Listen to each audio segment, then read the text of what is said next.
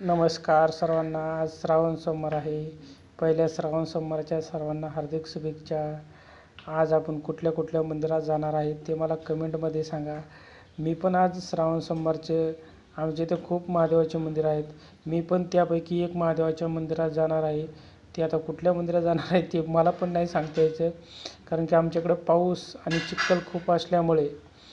बघू, वेळ भेटल्यानंतर मी आज कुठल्या तरी मंदिरातला एक व्हिडिओ तुम्हाला टाकणार आहे. सर्वांनी लाईक करा, सबस्क्राईब करा. मी चॅनलवरती नवीन आहे, मला सपोर्ट करा. आणि आजचा कसा व्हिडिओ आला आहे ते पण मला सांगा. आज आपण कुठल्या महादेवाच्या मंदिरात जाणार आहे, कोणी कोणी उपवास पकडला आहे ते पण सांगा, आणि कोणी नाही पकडला ते पण मला सांगा. कारण की मी श्रावणामध्ये असं काही नाही आहे की उपवासच पकडावा. प्रत्येकाने ज्याला शक्य असेल त्यांनी उपवास करावा, ज्याला शक्य नाही त्यांनी उपवास करू नये. शक्यतो मी उपवास करत नाही आहे, कारण की मन साफ लागतं. त्याला काय नाही, उपवास धरी आणि पोटभर चरी असं नको व्हायला. त्याच्यामुळे आज श्रावणाच्या सर्वांना खूप खूप शुभेच्छा. देवाला जा, देवाच्या पाया व्हा. आज देवाला तुम्हाला बेल व्हा, कुणी फुले व्हा, कुणी धोत्र्याचे फूल व्हा, जे शक्य असेल ते देवाला व्हा. आज तांदळाची पहिली मूठ आहे शंकर भगवानाला.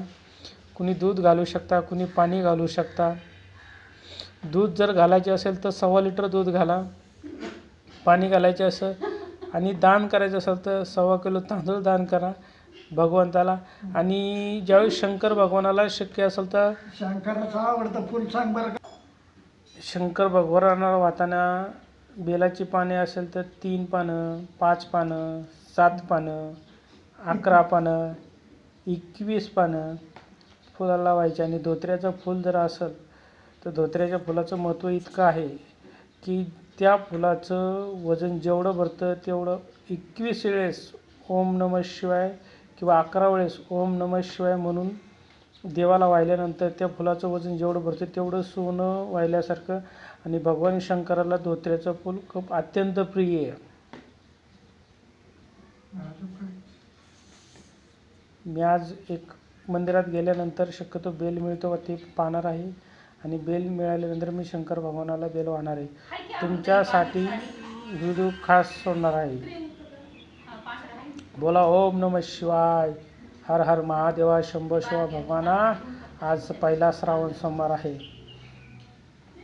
कचून मस्त राहायचं. मग कसं आता मी सांगितलं होतं की मग महादेवाचं.